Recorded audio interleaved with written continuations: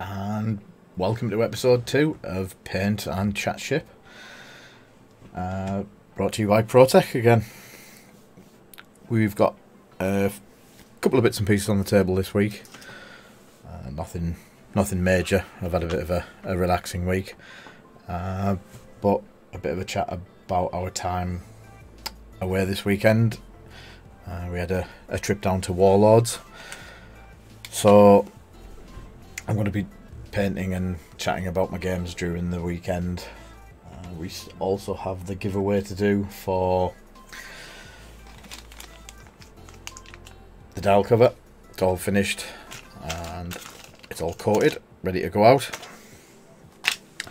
We've only got 7 people entered properly, so they're all in a random number generator for later on. So today, paint wise, we're going to do a much better dial. This is a Imperial Dial, much better quality, a lot nicer, and that's the other part of it there. So we have that one. I've got some priming to do to show you how we do the priming of some of the Legion stuff that we've got on the go.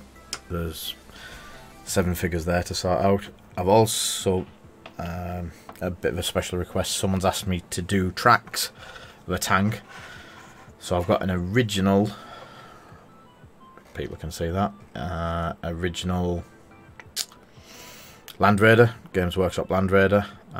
Paint job's pretty spot on for what I wanted anyway, but I'm just going to do the tracks like the rest of my tank tracks, just to make it fit in with the rest of my stuff. So I thought I could show you how to do that. And then obviously the dial, them, bit of a different one. I'm also going to do, I'll save it, I'll show you in a bit. So first off, right, I need to prime black that, but I also need to prime black the other thing that I don't. Right, I shall show you what we're going to do today as well. What we have is an ice cube mould, and we used these in a giveaway that I did for Nationals for people that I saw. It's basically Hanning carbonite. I will switch to the close-up.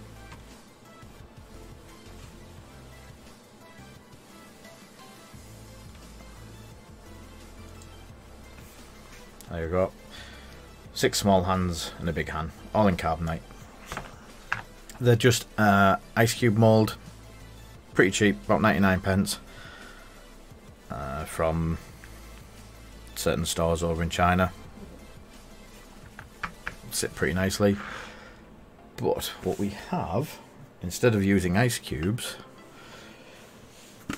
we have some resin.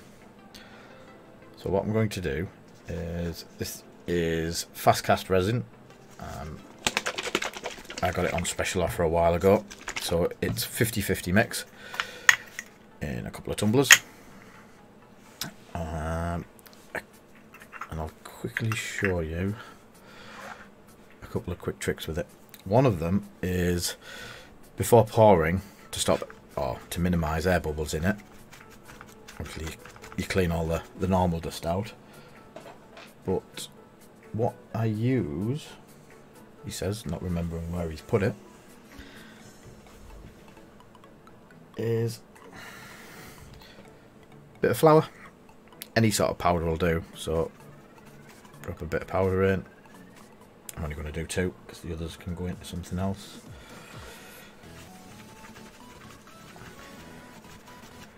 And then just, and that just stops any, well, it doesn't stop, but it makes the bubbles a lot less likely to come along. So leave that up there. 2 pots. This is where these won't open. Oh, it's okay. Give them a good shake beforehand. And just pour 50-50 in. Not using too much.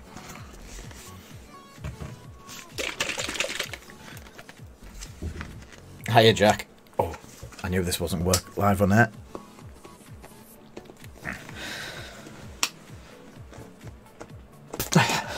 Yep, that's fine.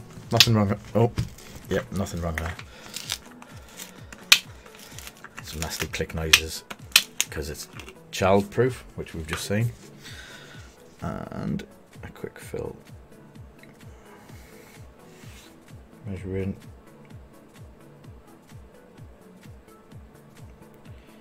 .50-50.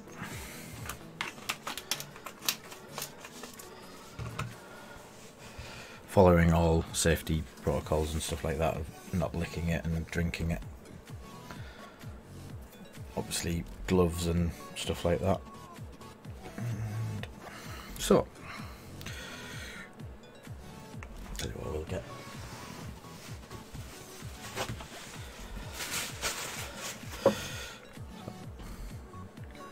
Pour the two together. And an old paintbrush, upside down.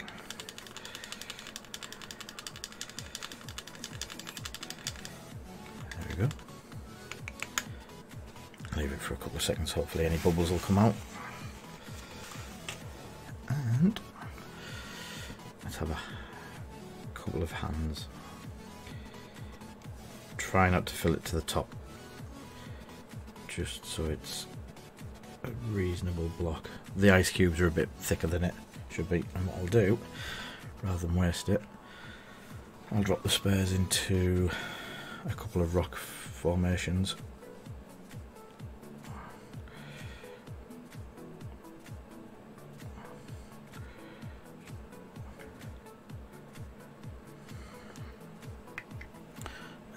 Side.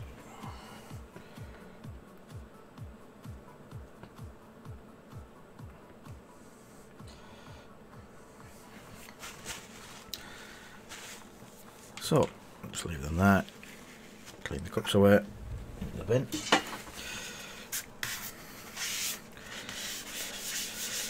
It normally takes a couple of minutes for the resin to go hard. You'll probably see it go, you can actually see it starting there. Starting to go about there. The white's starting to build up. Cool.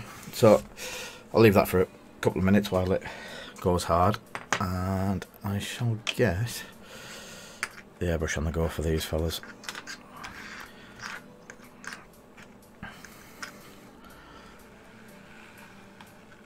So at the weekend we went to, hello Mr. Lebo, I presume it's Lebo. We went to Warlords for the first of their, or this year, first of this year's weekenders. We only managed to make the Sunday. Went down with two of the T Squadron, Martin Down and Steve Christian. And a cracking day. Really enjoyed the day down there. Always do. Really friendly bunch.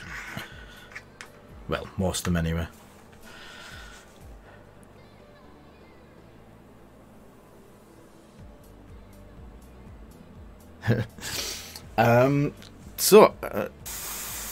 Usual 5 rounds. 200 points, new system. Lot of new lists. The Punishers were quite prominent, but nothing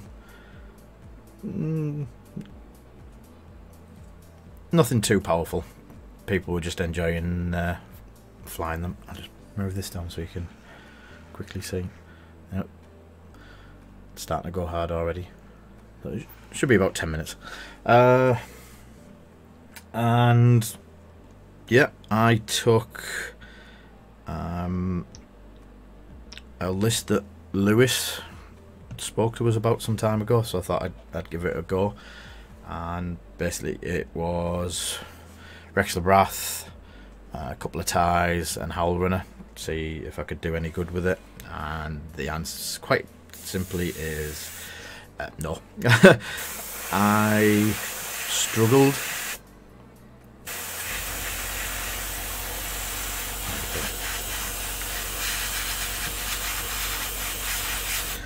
Going from 2 big decimators to what, 5 small ships was a bit of a jump for me. I think I need to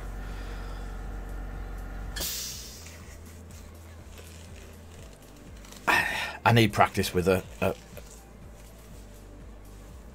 couple of small ships first. Maybe start off with 3. So I'm going to look at an aces list for the next outing. I know a lot of people are wanting me to see fly the decimators. It's just at the moment they're just not in a good place. Too easy, too many swarms out there, too easy to be taken down. They just need a little bit more time. Hopefully by the time their expansion comes out, they may be good again. I'm praying. Yes, Jack, Decis will make a comeback, even if I have to go all the way to America and make sure. I've overfilled my black, so I'm going to be quick and cheeky because Han hasn't dried yet, and I'm going to do. I've got a Adeptus Titanicus Warlord to do, Warhound to do, so it needs to be primed black. So.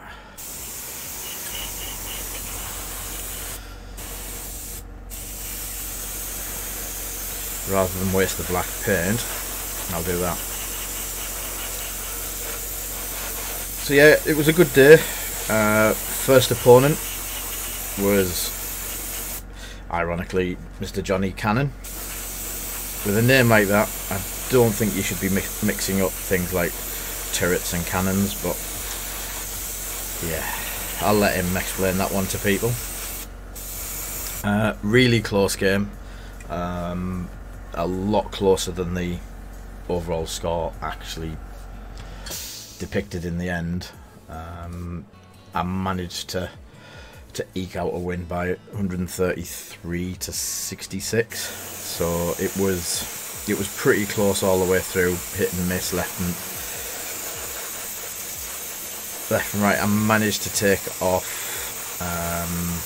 Nim quite early, both of us forgetting triggers. I don't think I managed to trigger Rexler's ability once during the game, and I think I should have been able to trigger it about 4 or 5 times. Yeah. And then Johnny forgetting Trajectory Simulator and throwing a couple of proton bombs my way, which probably would have totally changed the score on the final result. I think the 2 big times that he forgot, and literally forgot to the point where I'd already moved away to use his proton bombs, he probably would have hit them square right in the middle, and probably got his pick of damage on everything. Right, I'll leave that over there.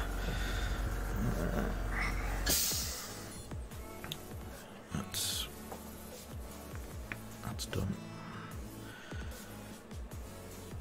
Also this week we have some music in the background thanks to Geoff Ball from Warlords.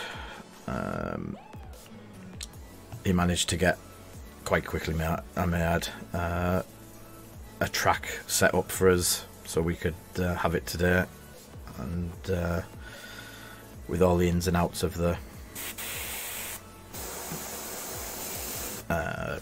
YouTube rules on what we can and can't have. I hope it's not too loud. So thanks to Alex for the suggestion. I hadn't even thought of what to do while I go quiet, which a lot of people won't believe does happen quite a lot, especially when I'm concentrating. Can't do 2 things at once. So that's that.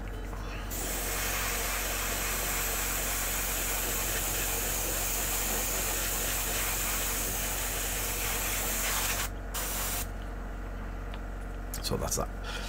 I'll so you can actually see it.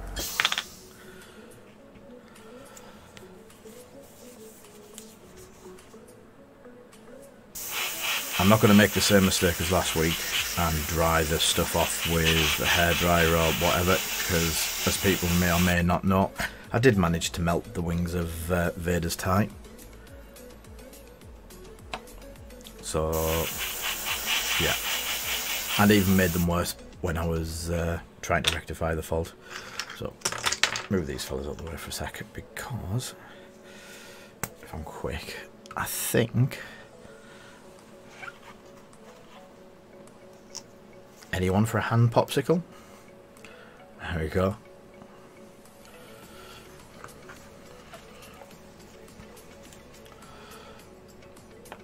So still a bit warm, but as you can see, quick ice cube mould. There's a few different ones out there. I'm probably going to try and get my hands on them, and what I'm going to quickly do with these ones is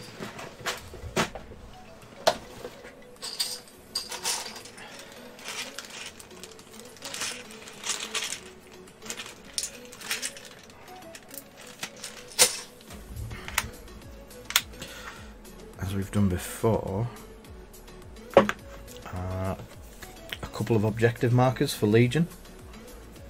I know people do. It's a Milky Bar. It's not a Milky Bar, Zoe.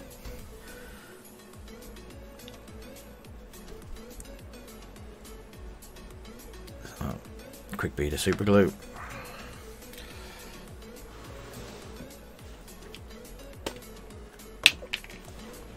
Knock the thing. Quick squirt of activator. Push it into place. Doesn't matter if the glue squeezes out, because we're going to have some grass on there as well. So again, quick squirt of activator on the base.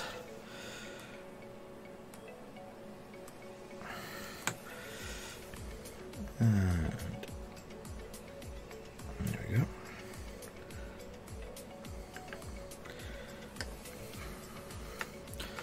So that's what it looks like. Oh, that's the chest's crystallised on that one. Don't know why. So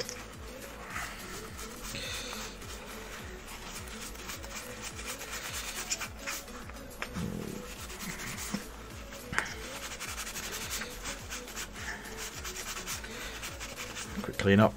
There we go. 2 Milky Bar, as Zoe says. So what I'll quickly do, stick them onto some pots, just so I can hold on to them a bit while painting. Just hex pots, bit of blue tack, and then we can finish the priming.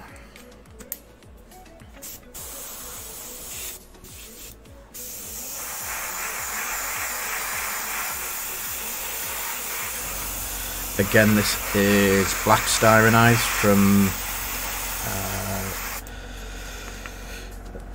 Badger, from Steve at Barwell. I get most of my airbrush products from Steve. The airbrushes, basically all my primers. They do a few different coloured ones, and I've never had a problem with it yet. It says. There we go.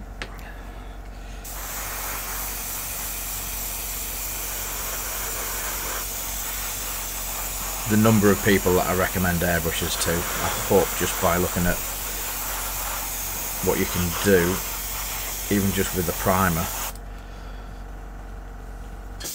the amount that you save just priming is worth it in the long run.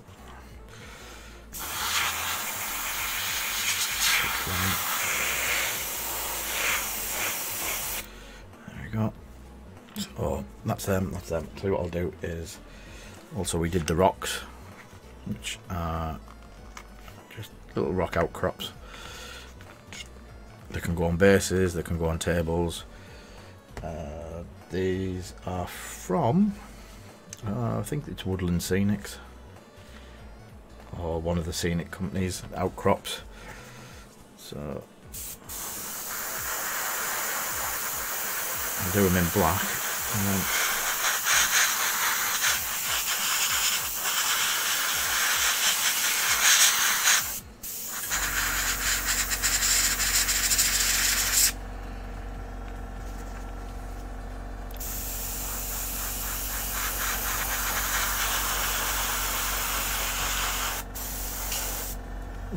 ran out again. A couple of drops, and it goes.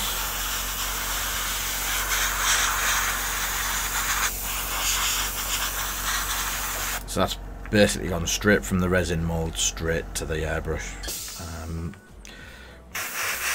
Whatever chemicals are there, don't think it's mattered much for the styronised primer. Tends to cover whatever.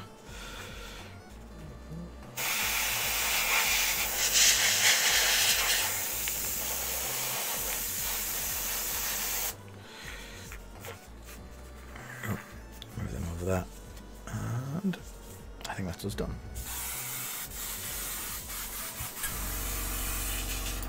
Quickly get rid of the waste in there.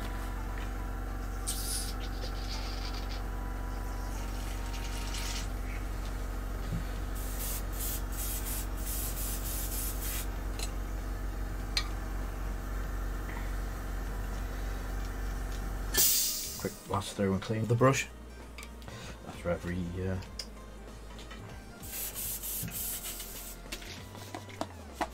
use. Again, I'll give it a good strip and clean later on tonight.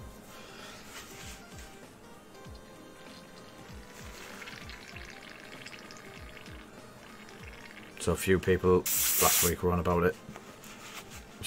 General cloth, put it on gently, let it bubble through, and that cleans the majority of it out of the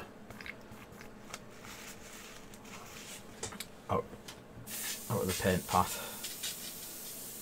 Another clean into there. While we're doing priming, and I've got my gloves on, we'll come back to these fellas. These have all been built, glued. I've also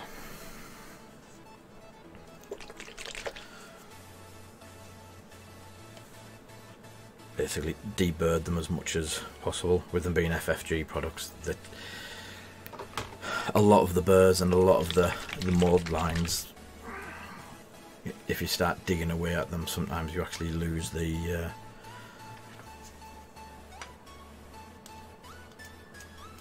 detail underneath altogether. As you see, is a big one.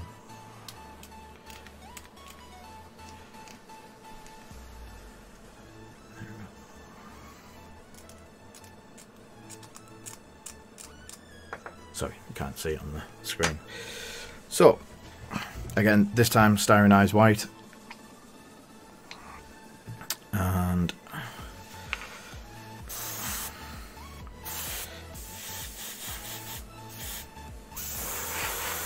coming from under the model first to get all the underside.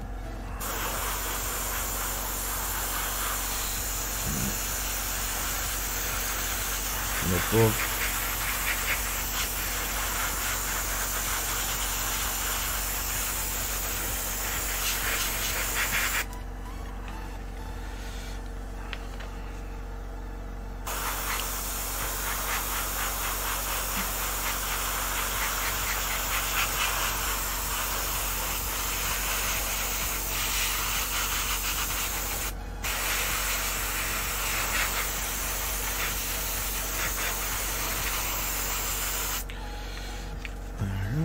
Two done.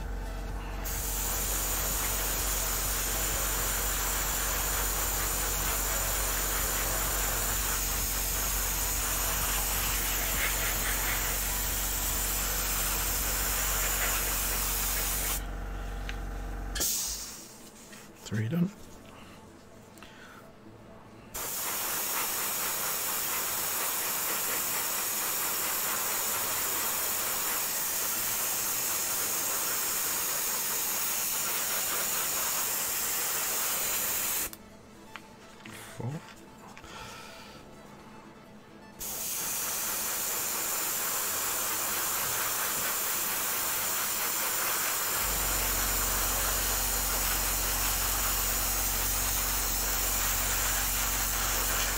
I love the Scout Troopers. I used to collect the vintage figures. I had quite a collection of Scout Troopers. I think I had about 30 or 40 Scout Troopers on the bikes. Used to love them.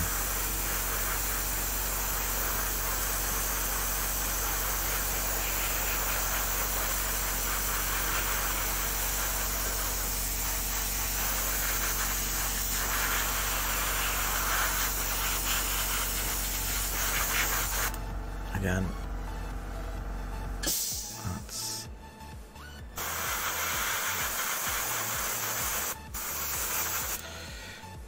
the other thing is when you tend to do the priming, you tend to find about half a dozen more mold lines. So this will probably be the first lot of primer. And I'll go back and find the other mold lines.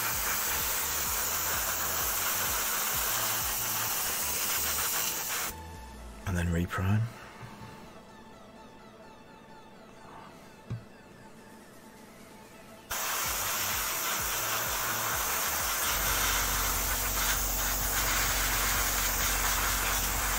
And for those who didn't notice, priming black and white at the same time can never work out well. So, this being my first order dial, the black I was doing first, and I was hoping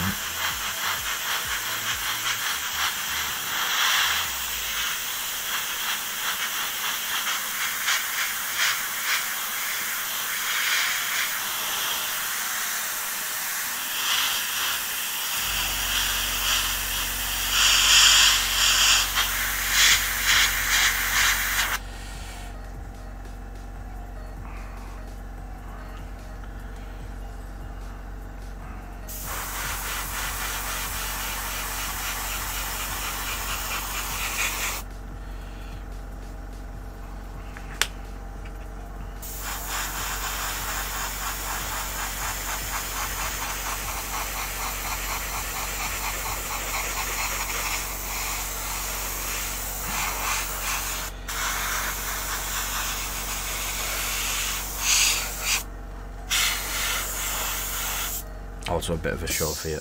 That's white straight over the top of black.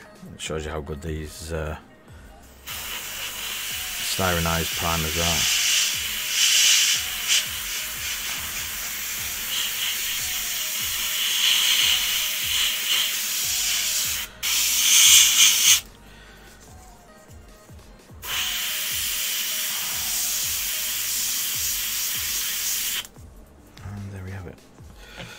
Everything that needs to be white is white, and a lot extra.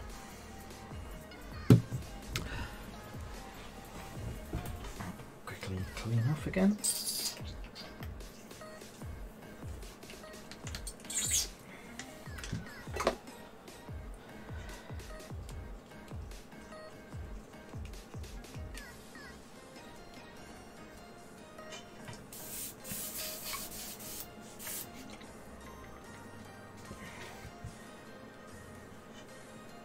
So, back to Warlords. Sunday. The second opponent of the day was... I think it was Scott Parker. Can't remember what he was flying now. Was it a U-Wing? I think it was U-Wing. Some Z95s and Mr. Numb himself.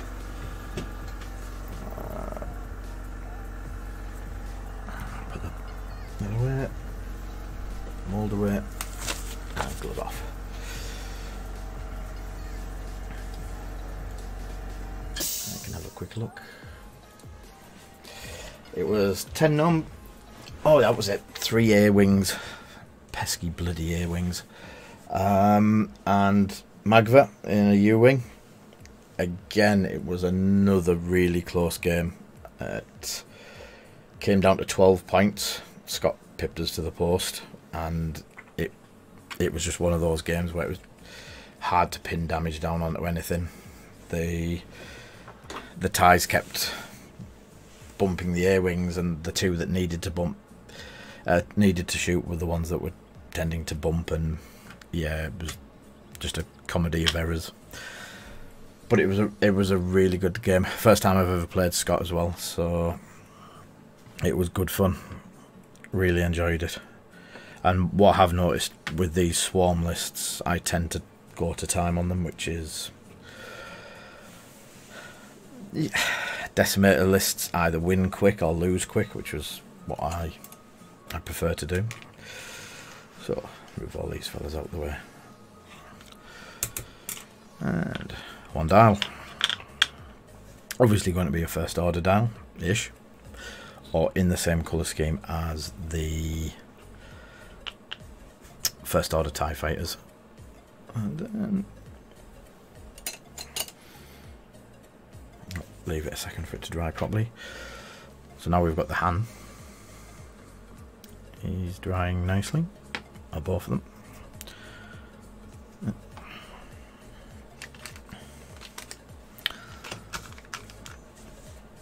So let's see if I can get this to work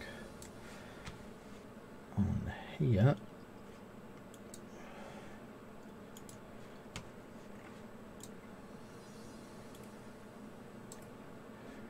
We have seven names. So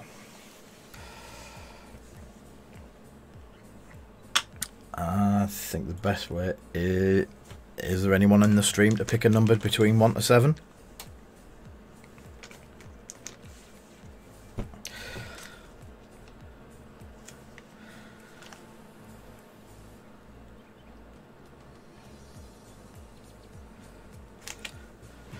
I can ask another way.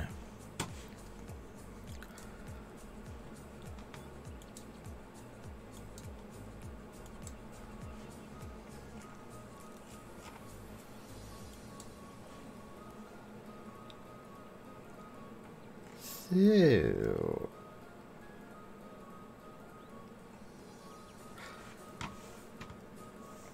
right, where's the dice? Any dice will do.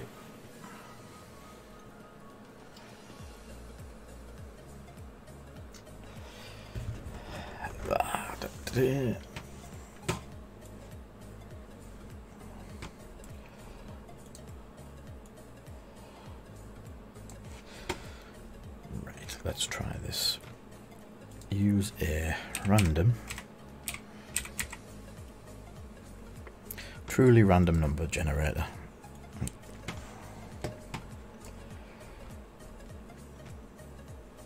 Between 1 and 7.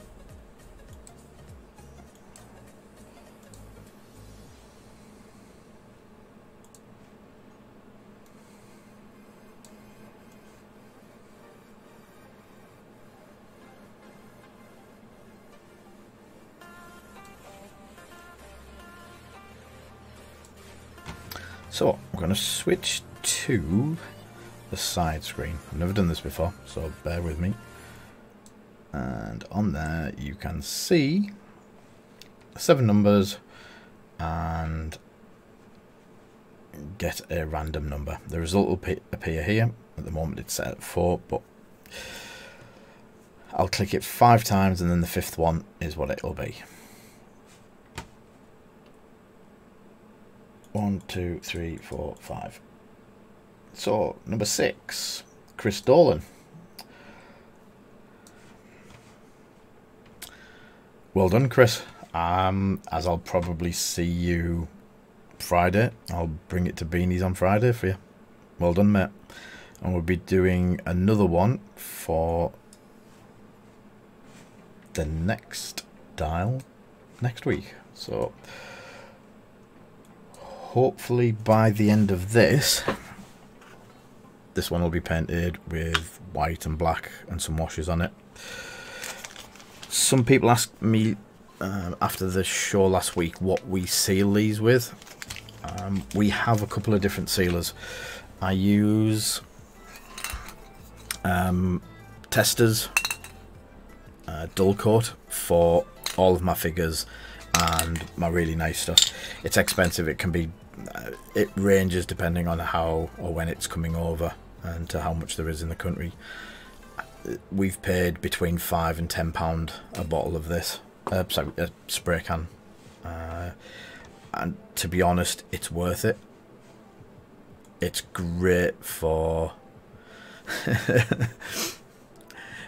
you can't win everything, Jack. So yeah, we and it's Rebel as well. What would you want with Rebel stuff? So yeah, for all of our miniatures we use that, but I'll go to the big screen for doing scenery, base, like the dial covers and stuff like that, where it's going to get trashed. We use this. It's more quip clear varnish, more tip clear varnish, and I get it from around the corner from us at an automotive store. It is the matte, but the matte sticker's disappeared off the top, and it is quite thick. It doesn't obscure detail, which I'll show you on here, and it's not pure matte, but it gives a really nice finish to it. You can feel that there's something on there to protect it, and whereas that's 5 to 10 a can for where the Rust-Oleum's 85 grams, 3 ounces, it'll cost between 5 and, well, sometimes 15, but between 5 and 10, you get 500ml, which in can comparison is probably about 5 times more, and that is £5 from the motor factors. So when it's not as needed as the high quality stuff, we just tend to use the more tip stuff. Never had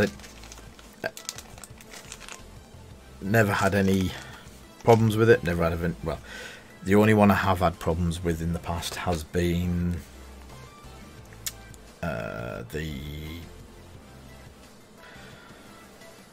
the old GW stuff.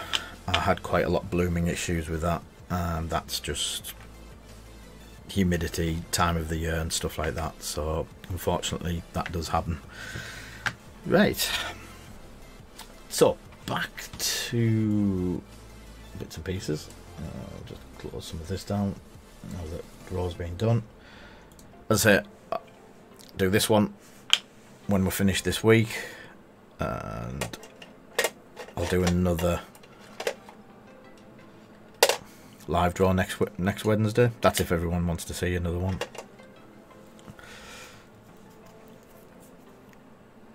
Okay, that's that. And one of them up. So yeah, after that, after my crushing defeat by 12 points off Scott on Sunday, I met up with someone that I've never played against before in my life. I hadn't just travelled 2 hours down in the car with him, and he hadn't just net decked a certain Mr. Heaver's list or anything like that.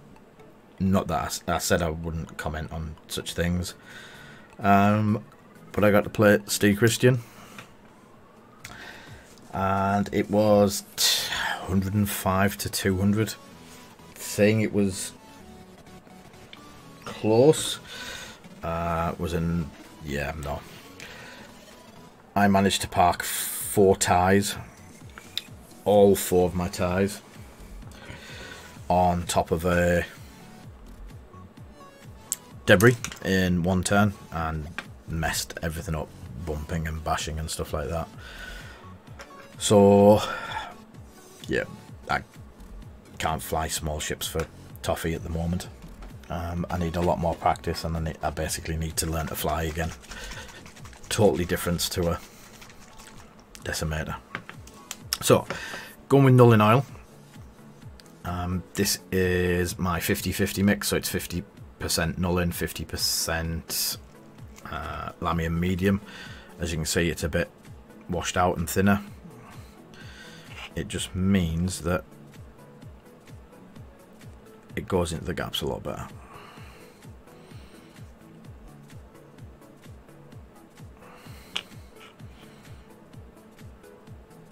So, just selective. I've going to show you a trick with the airbrush in a bit. So at the moment I just want selective bits.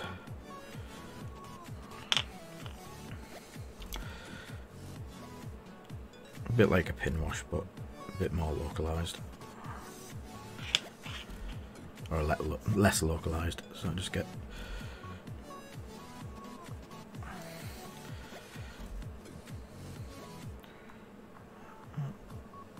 there you go.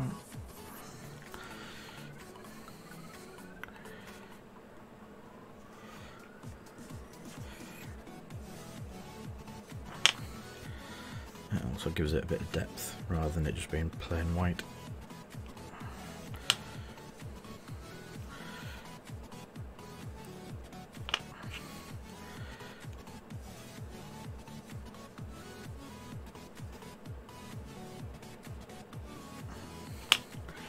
There you go.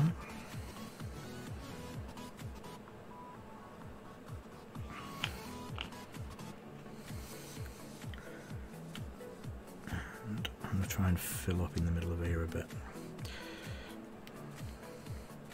Rather than paint all the detail into all the little nooks and crannies, what I want to do is,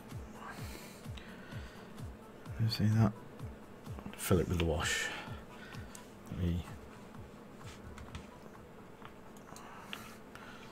So all I've done so far is go down each one of the legs with the wash. Doesn't need to be too close. And missed a bit on the edge.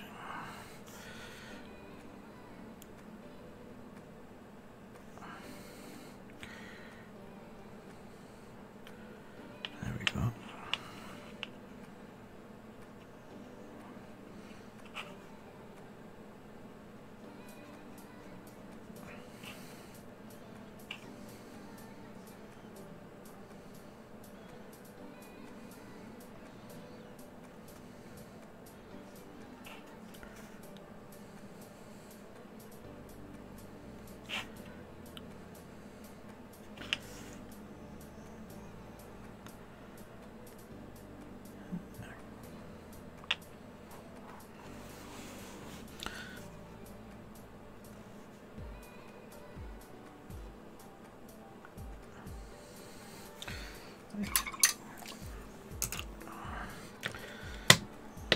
Let that dry for a second.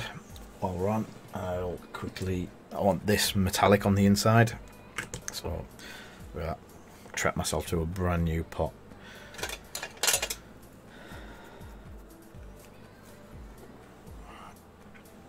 So yeah, this is Necron Compound Dry Brush by GW, and a cloth. I'm going to use a cloth this week and just rub off a good chunk of the excess, and then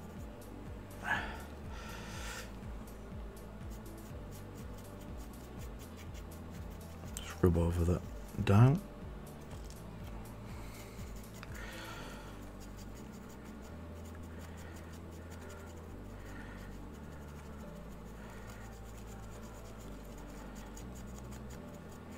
Give it that warm look.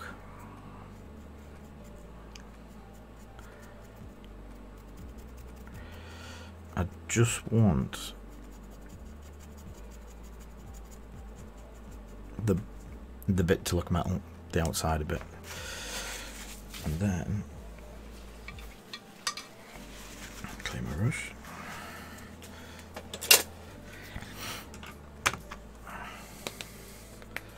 What I'd like to do is GW Corn Red. Just take a small bit onto your palette. Yes, that's my palette. Yes, thank you, Jack. I hadn't realised. Sorry.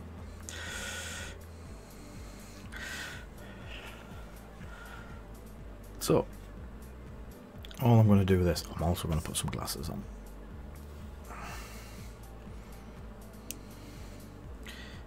is pick up the raised bits where the silvers pick them up.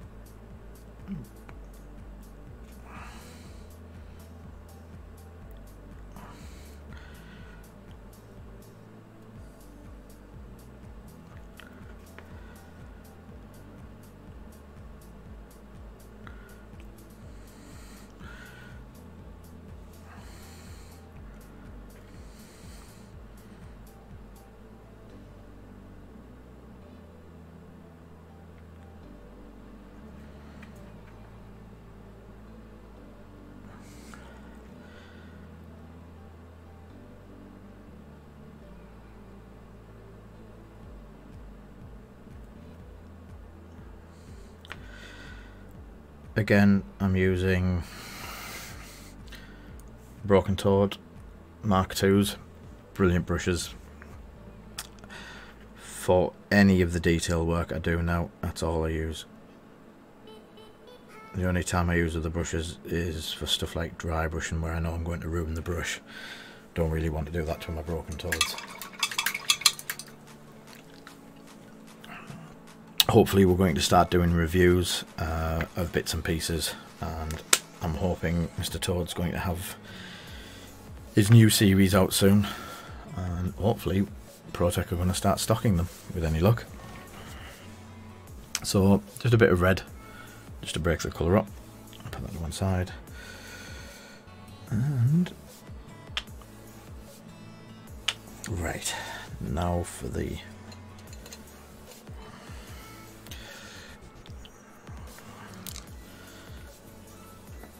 I'm going to go to the full null in. This is pure, it's got no added lamium.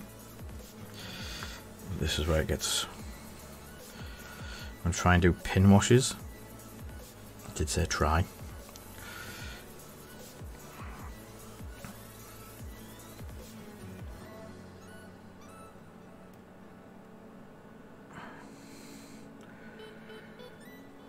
So you can see that you're just using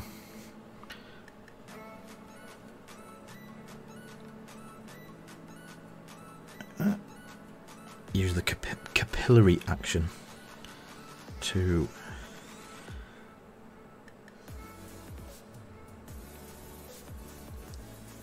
fill the line up.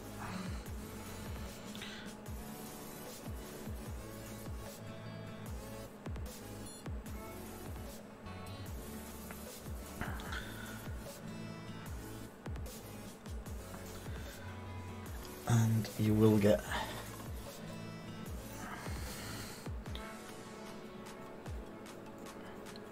bits where it goes over.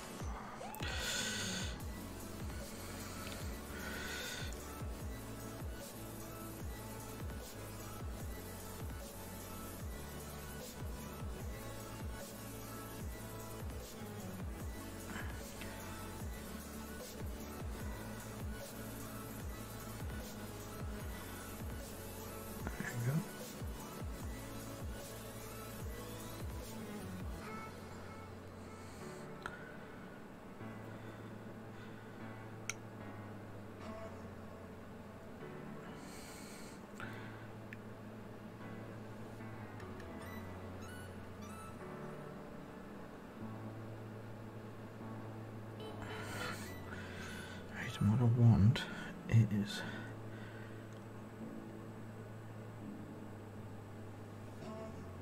the edge filling.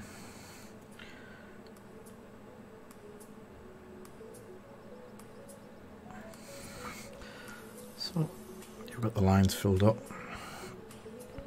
It's not an easy job. Oh, it's easier to fill the lines than it is to repaint all the white.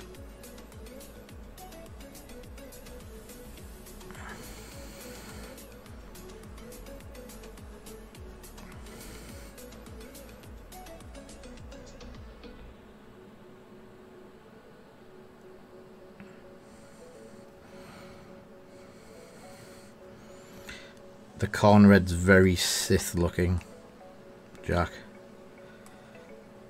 Especially when it dries and over the... If you do it straight over black as well, it's very, very Sith looking.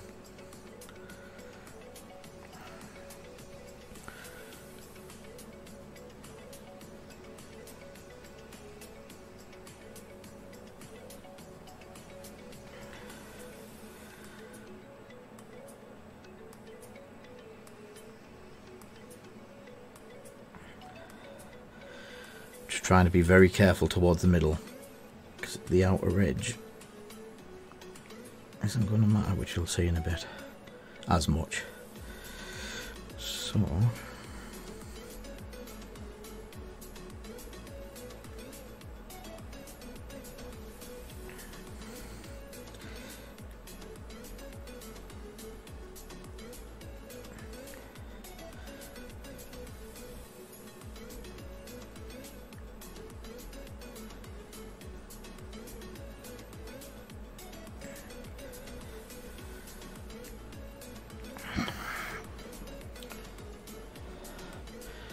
there we go, a couple more to do.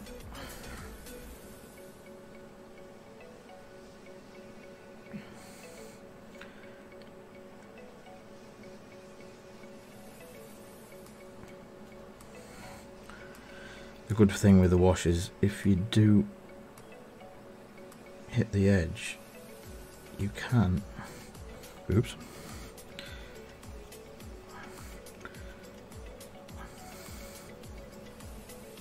rub it back to white. You've got a bit of time to play around with it.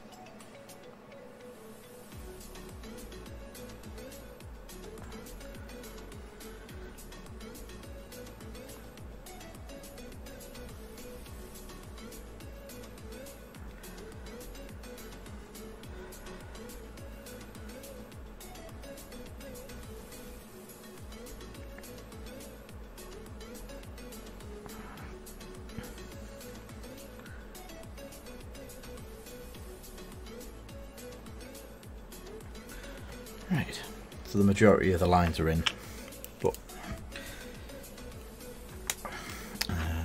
I'll use the 3-part. So the next quick one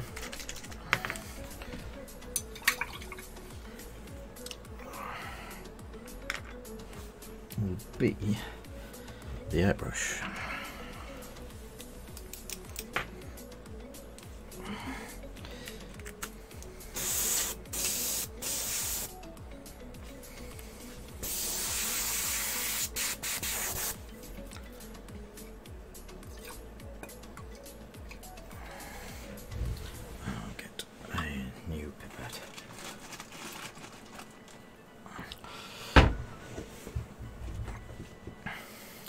So what we have here is 3 parts Lamy medium. As you can see, it is quite thin. To 1 part Nulling oil into the airbrush, and let's give it, turn that.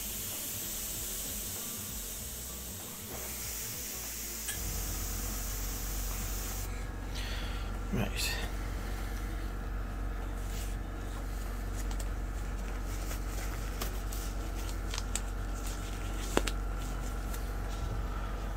What I'm going to do is around the rim try to get a bit of shadow, gradation.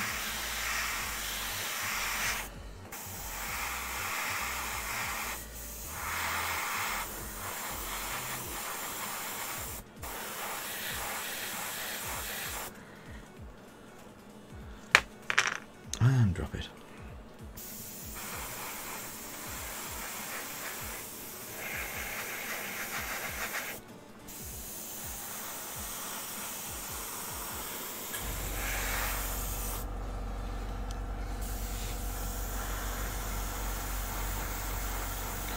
Dry it with just air,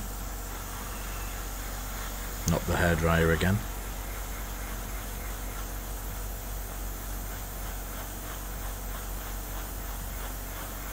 Yeah, what you don't see is how much I was holding my breath, Jack. So, starting to get the stain build up.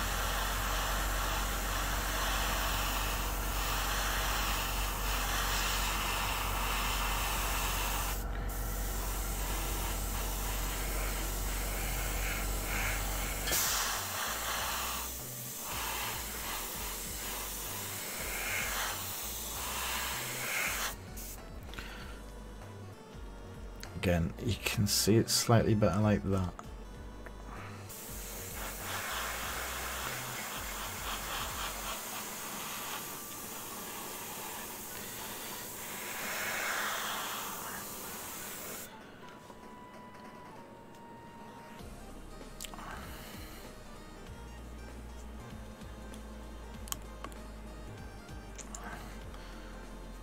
Nope.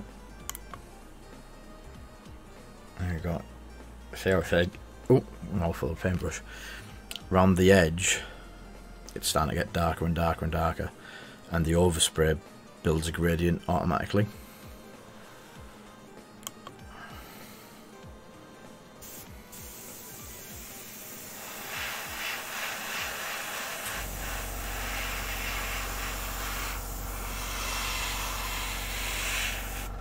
And that's just nulling oil through the airbrush. If you want to do it quicker, you just use a thicker, like a more concentrate of nulling.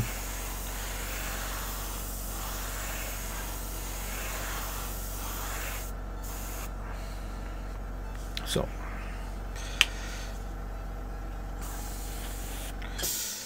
I'll take that back up with there.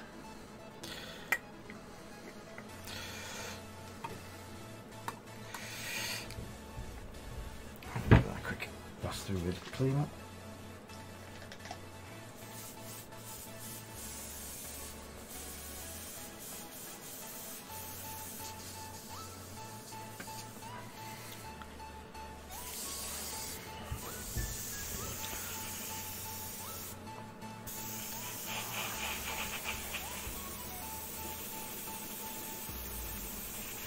So that's just air blowing over it. I'm not putting anything through it.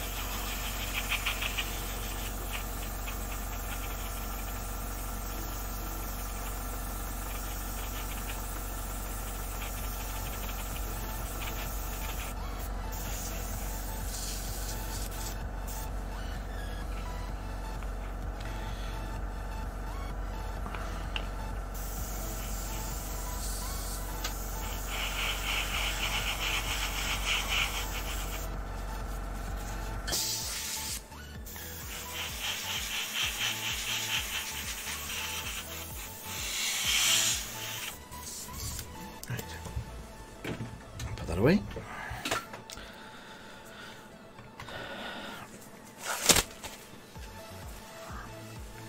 And now for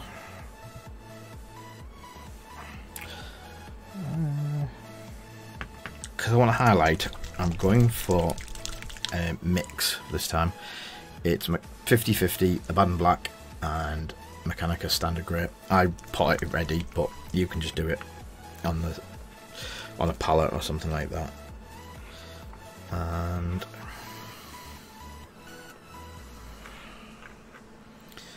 a slightly big brush again onto the palette. It's quite thin,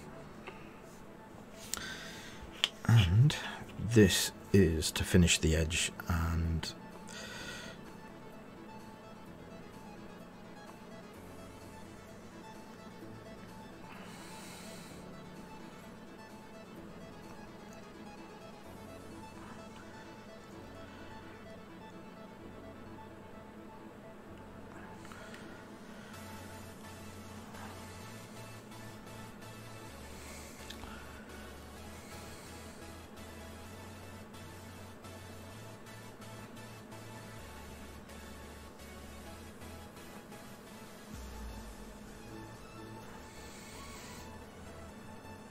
try not to hit the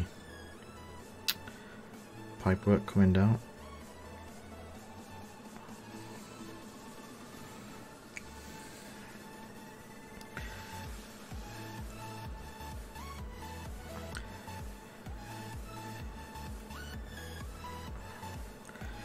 it'll need another wash on this, because hopefully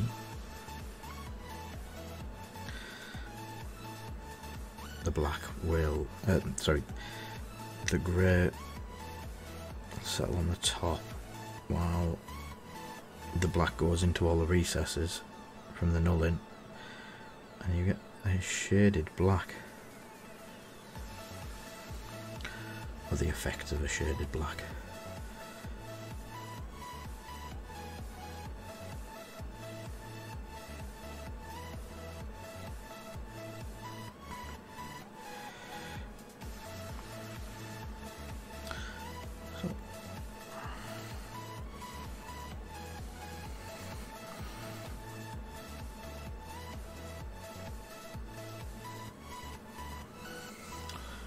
Right around the edge of the base as well.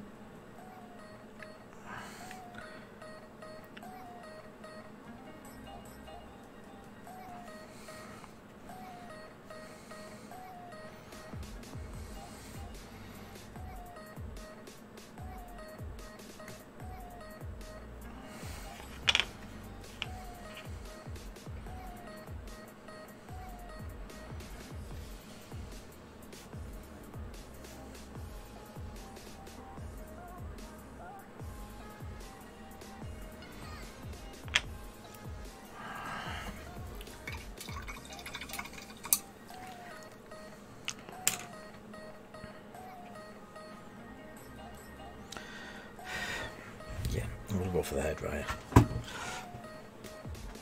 It's the hairdryer.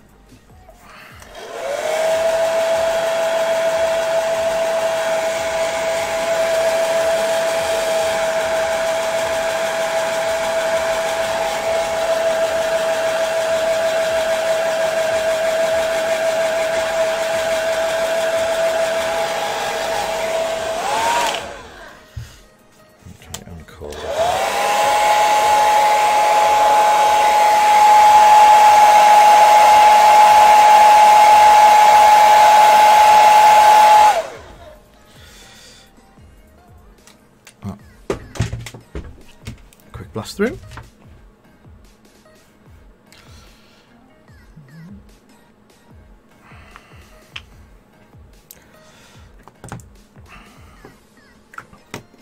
Right, well that's dry.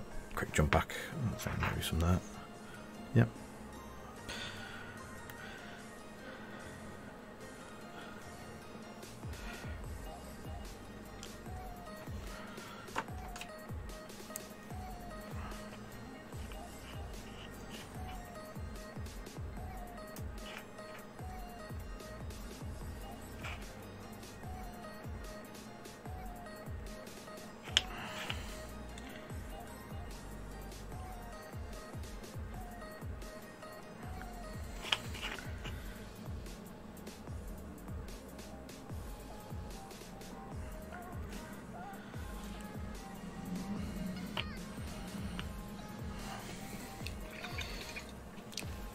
Switch to the much finer brush now for the, and a bit thinner paint. So interesting bit getting in here without any of the other bits.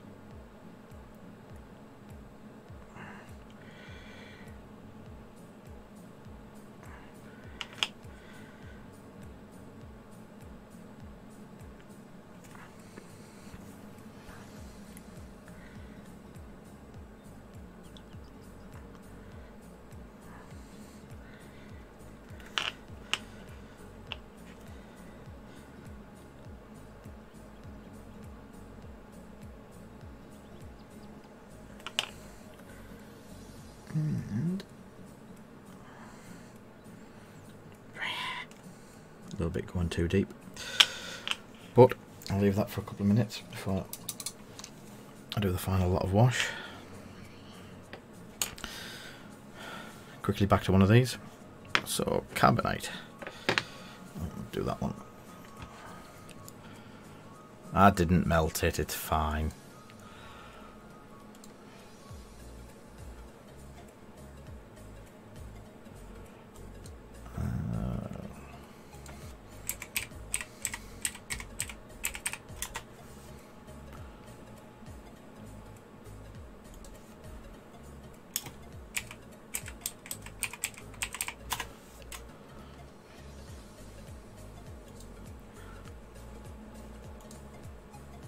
So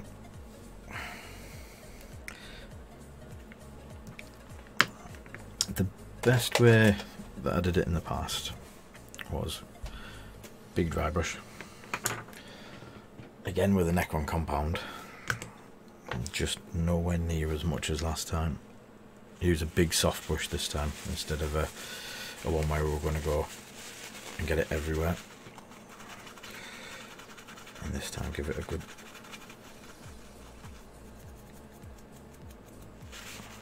and let's watch hand come to life.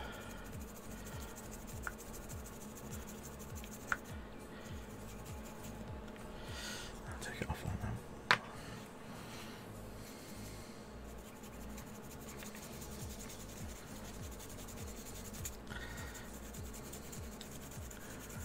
So here you get the carbonite look.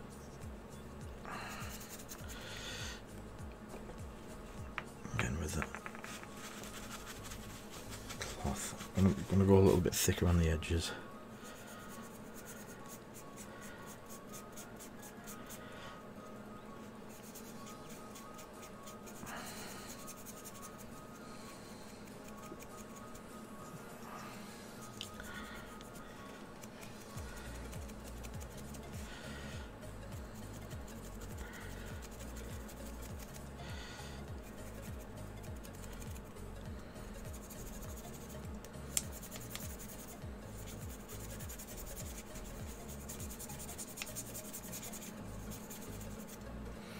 So, albeit it looks very silver,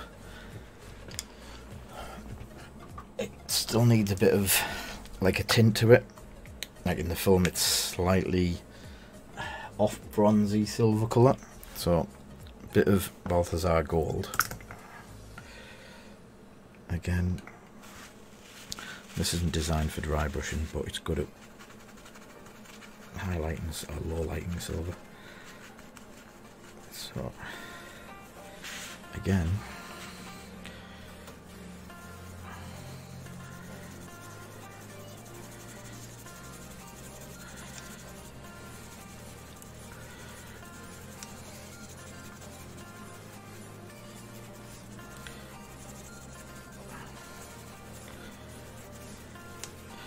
the metallics start to build up in it.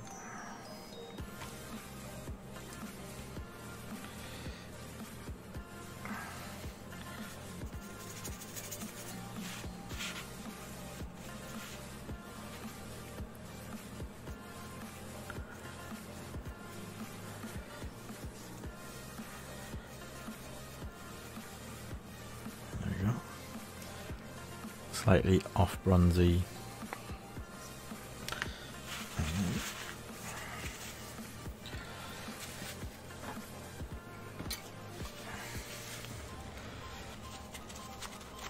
Something we're going to do a lot of videos on is basing. I did one last year on a basing material that I use a lot of, but I'm starting a series, I'm going to record it tonight, of basing materials and what they eventually come out with.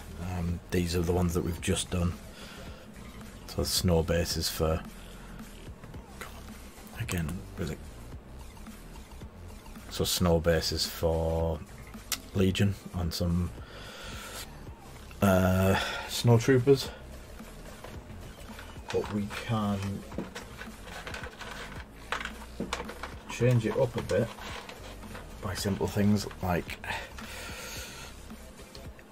so we've got snow bases with the same base as two different types of tufts, just make it look like three different types, and that's what we're going to explore in the little how-to guides, quick videos on this sort of stuff.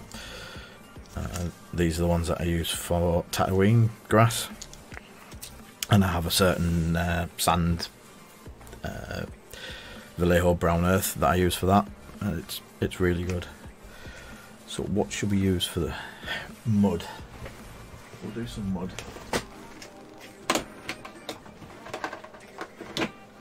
So GW Sterling mud, thanks to Beanies.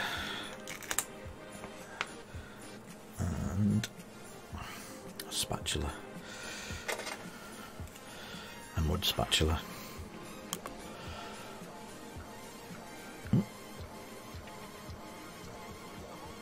It's fairly liquid, this one. So,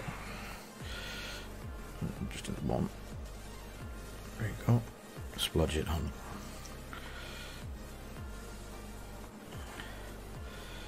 The way I see it is, it's a heavy chunk of carbonate. It's going to be slightly divoted into the mud anyway, so having the mud somewhat up the side of it, up the front of it, it's not going to matter that much.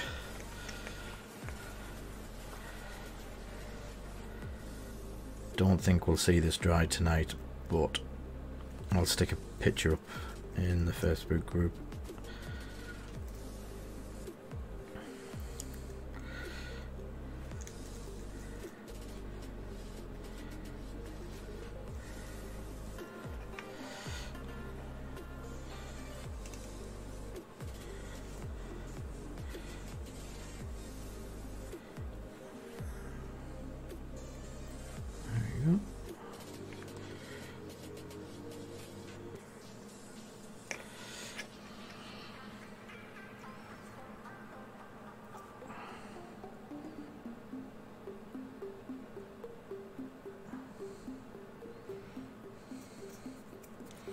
Don't worry too much about it, and the rim will be going back around that at the end of it.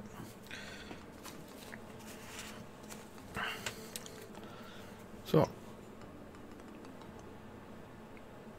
that's what it goes on like. Legion, 40k, anything that needs mud on a base.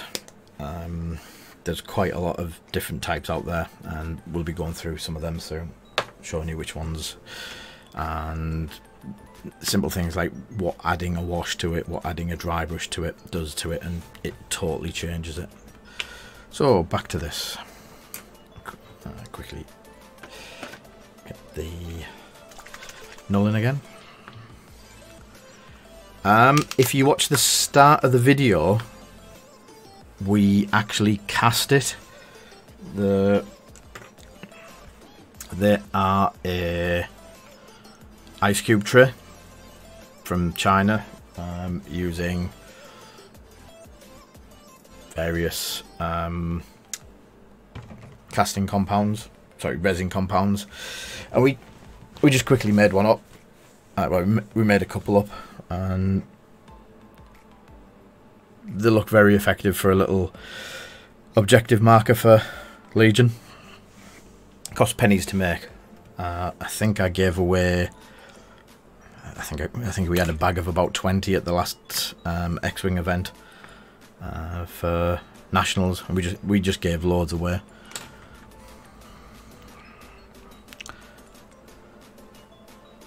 Yeah, no worries.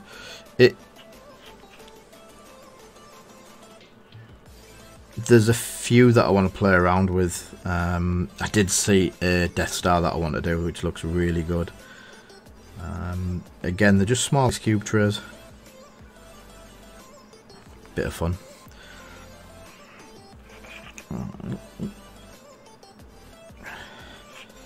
Wash around the edge. Gives a bit.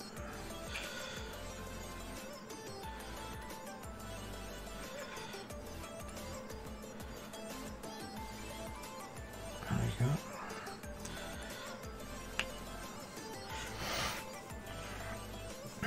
What I'm going to do now, Jack, is the red, even though I've just splattered it everywhere,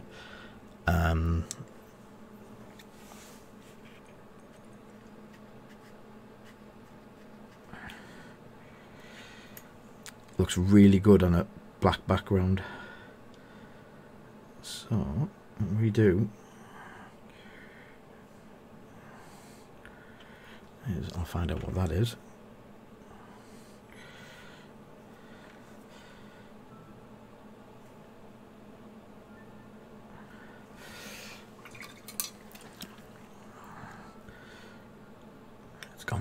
Whatever it was. So just fill that little cavity with pure nulling.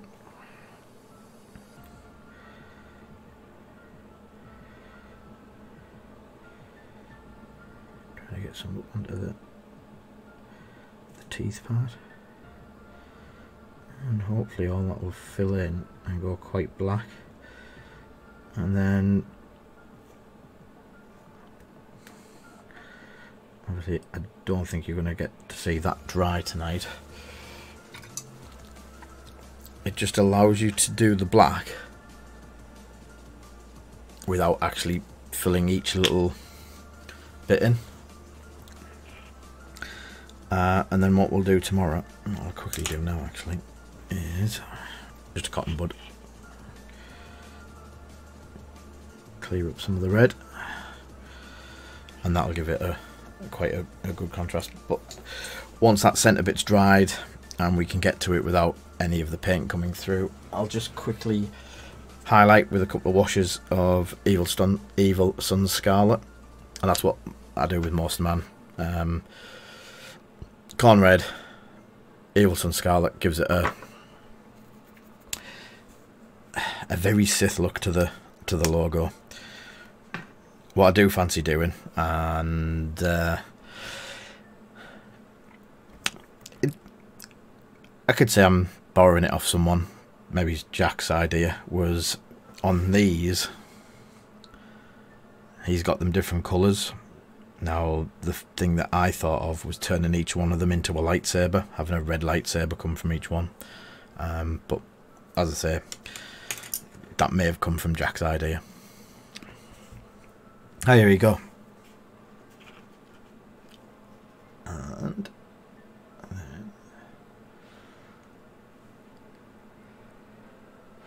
so again, it's just a quick, it's nothing fancy, it's not a masterpiece by someone like Rasta. It is just something that you can quickly do to change the colour of your dial to make it stand out on the table and be yours. These are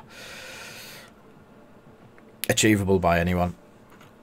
Yes, I've used an airbrush, but where I've used an airbrush for the shading, if you just use the big wash brush and just feather it in, so your first coat of wash, you'll wash from there back over, then the next one will be from there back over, then there back over, and that'll give you your graduation. It doesn't, I wouldn't say not to get an airbrush, because I love the airbrushes, but they're not necessary. You can there's people out there achieving the same results as I get with an airbrush with a normal brush for years. So that's basically it. I'll do a bit of clean up on it. I need to do the edge, but I don't want to do the edge while the rest of it's drying, because I need to put it face down onto some tape. And we'll do that as next week's giveaway. The Imperial Dial, or the Galactic Empire Dial as it now goes.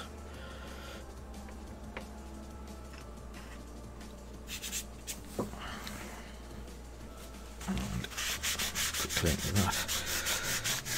So one of the other things that I was asked about was these tracks. Again, I don't think I'd get a full set of tracks done, but I can show you my trick. And again, I took this trick from Next Level Painting. I watch a lot of their tutorials, and it's his go-to for doing tracks and treads. And I tried it once, and it was so easy and worked so well. First thing is, make sure you're using an old brush for this. This is just an old Pro Art one. And let's have a bit of focusing. So, Land Raider, tread. This stuff does need shaking. It's quite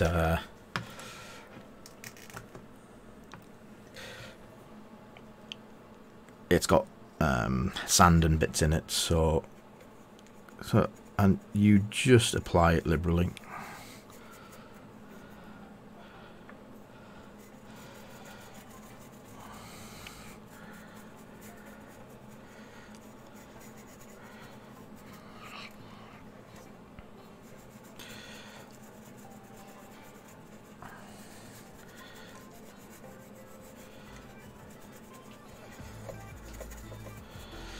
so you get a mucky, dirty, oily look.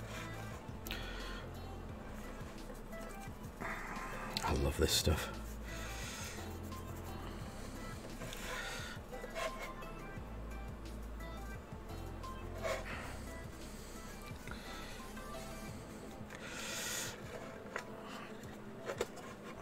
Turn it round for the bottom tracks.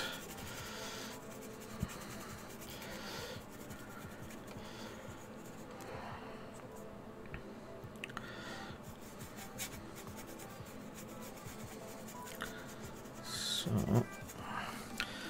it goes that way. So what you can also do is, see, just give it some stripes down there where it's been rocky, and you know, just it's mud. It doesn't go in specific places. It goes where it wants. So you're obviously going to have it all over the edge of the tracks and on the main tracks again. And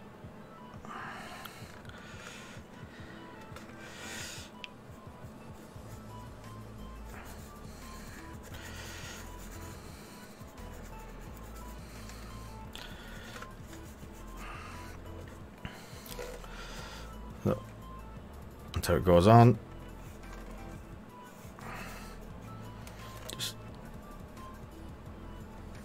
Using the split because it eventually splays all over the place. Get it round on the edges.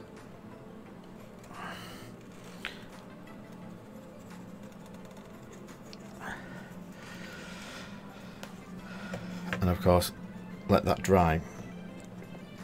Once it dries, and I should have done one side ready for you to see it. You give it a very light dry brush of a dark silver. You can use Necron, but I tend to use a darker silver. Then you can use a couple of bits of razor rust onto it. Right, quickly, if this goes wrong, I'm blaming Jack.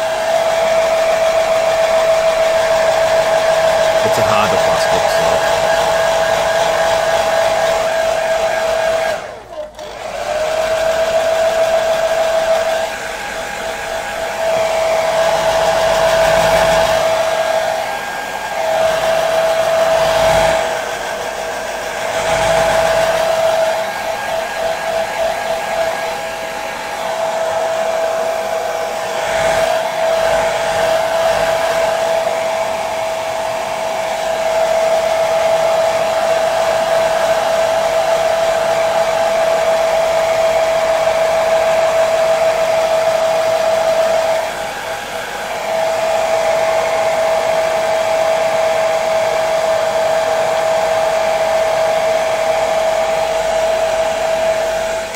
So, there you have it.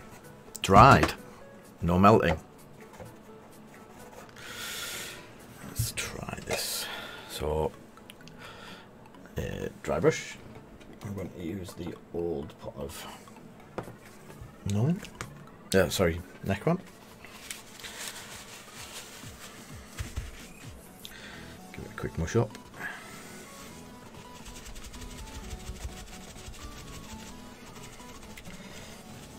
Usual thing, make sure there's not too much on the brush, and then just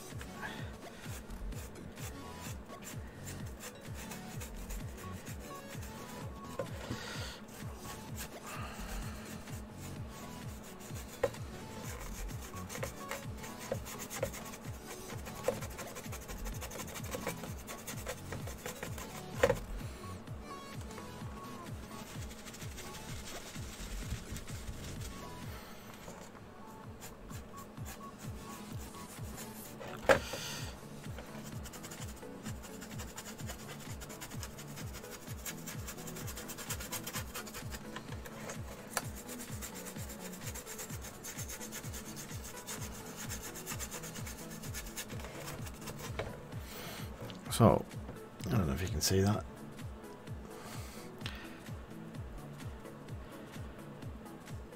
You get basically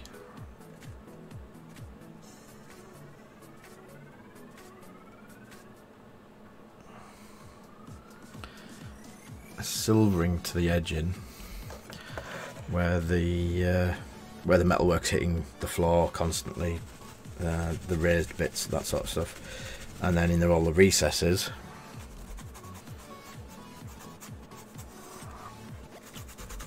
you've got all of the muck build up, the corrosion.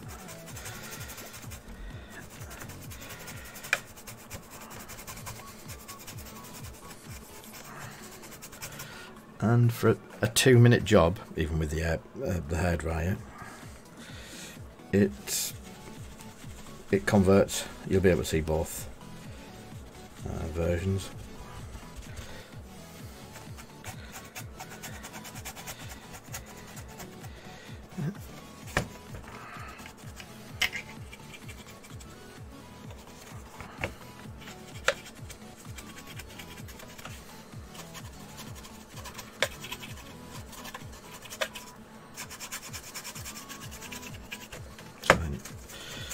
All the edges as well, and all the rivets are. Get the rivets a quick dry brush.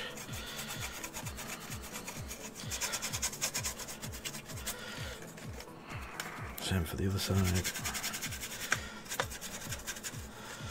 It's no finesse to it, it's just techniques. And there you have it. So the difference, 2-minute job changes it from what looks like a muddy track to an old corroded Iron Warriors track, which looks a bit more rusty than it did, a bit more in keeping. These are a very old, they're the first or second Land Raiders that GW produced, so it deserves a bit of rust and grime. So there he goes. I'll finish him tomorrow. It was just a quick one to show people how we did it. And oh yeah, Sunday, the other two opponents that I had on Sunday, John Bamford, which again, it was the first time I'd ever played John. I've known John for a couple of years from going to all the regionals and stuff like that. He was flying Wedge, Bigs, Janars and AP5. Yeah, horrible. I just couldn't get the damage down on them to do anything decent through them, and I managed to do half points on some. I got 44 points, so it was half points on a couple of things, I think. Or did I might have killed AP5 because I hate those sheathipeds, and then possibly half points on Jan by the looks of it, something like that. And then in the final I played Matthew Wilson, who I'd never met before. Had a cracking game and I really enjoyed it. It was a Rexler off, so he had Rexler, Whisper and Duchess, and it was just one of those cases that I turned right as he turned left and had Whisper and Duchess in front of all the ties and in front of my Rexler, and it was just an unfortunate placement and a lot of luck by me by getting it side on to push damage through from all 4 ties at the same time. I think it's the only time all weekend that I managed to get the ties to point in the same direction at the same target more than once, and I managed to win that one at 200 to 91, and I think it was, I managed to get 25th with 2 wins out of the 36 people on the day, and been the first time I'd run small ships. I'm quite chuffed with that. I am wanting to do more small ship builds. Hopefully the Desi will get better again, and hopefully I might try. Mr. Christian's got an idea for me for 2 small ships and a decimator, so I might give that one a whirl against you, Jack, sometime. Maybe it's Friday. And if not, I think I'm going to try something very similar to Matthew Wilson's list of 3 aces, round about the pilot skill 5-4 level, just to give it a bit, give me a bit of practice flying small ships, because yeah, they're quite different to decimators to fly, and I've been used to decimators for far too long. Oh, thanks to Ash and the crew. It was great to see Rasta, everyone, and thanks for the big hug, Rev. That was it was really comforting what you said to us as well. Thank you very much for that. I was blown away. Thank you. Anyway, I think we've got that dial's nearly done. Han, I'll finish off, put some tufts on, and I might do a little giveaway for Han. If people put in the comments that they want Han, I might see what I can do. And it means that people have listened to it all the way through. If you put Han in the comment, I'll do a sneaky giveaway on top of the dial. So I'll publish about the dial, but people that in here only, I'll get the chance of the dial, of the Han. So Mr. Han giveaway and the dial. So hopefully I'll see you all next week at 7 o'clock. It's been an hour and a half. We're aiming for about an hour and a half, 2 hours, so spot on for that today. And I'll be doing a couple of small videos over the next couple of days for basing products. We're starting down the GW. I'll give you a sneak peek. That's the first ones we're doing today or tomorrow. So if you want to know about basing, we'll start in that this week. Thanks everyone for watching. Thanks everyone for helping, and in the comments, not in the chat, Jack. Jeez. So thanks for all your suggestions. Again, any suggestions you've got, just drop me a PM. Just drop me a message on Facebook. The ideas people had this week, the music in the background, I hope the music hasn't been too loud and off-putting.